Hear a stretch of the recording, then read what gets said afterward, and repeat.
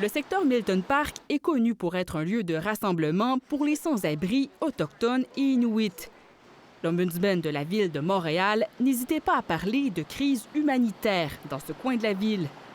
D'ici 4 ans, un nouveau refuge pour itinérants autochtones y verra le jour. Actuellement, on projette pour décembre 2027.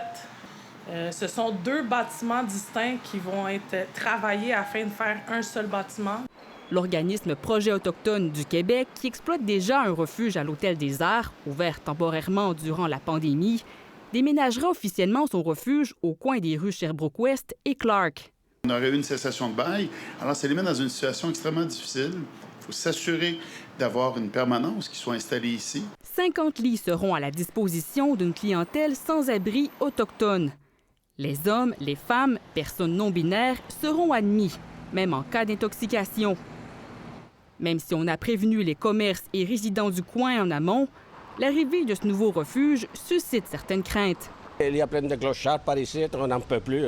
Alors là, il va falloir déménager carrément. Ça prend une place pour habiter finalement ou dormir au moins. S'il y a un refuge, au moins ils vont avoir quelque part où aller, plutôt qu'être dans la rue puis tout ça comme ça. Parce que moi, j'en ai qui viennent le matin ici. Je pense pas que les personnes qui disent qu'il y a trop d'Autochtones ou trop de personnes inuites. Moi, ce que j'entends au conseil d'arrondissement, au conseil de ville, c'est que ça n'a pas de bon sens qu'il y ait des gens qui vivent dans la rue. Selon un nouveau rapport sur l'itinérance au Québec, les Autochtones comptent pour 13 % des sans-abri, soit 5 fois plus que leur proportion dans l'ensemble de la population. Ici Gabrielle Proulx, Radio-Canada, Montréal.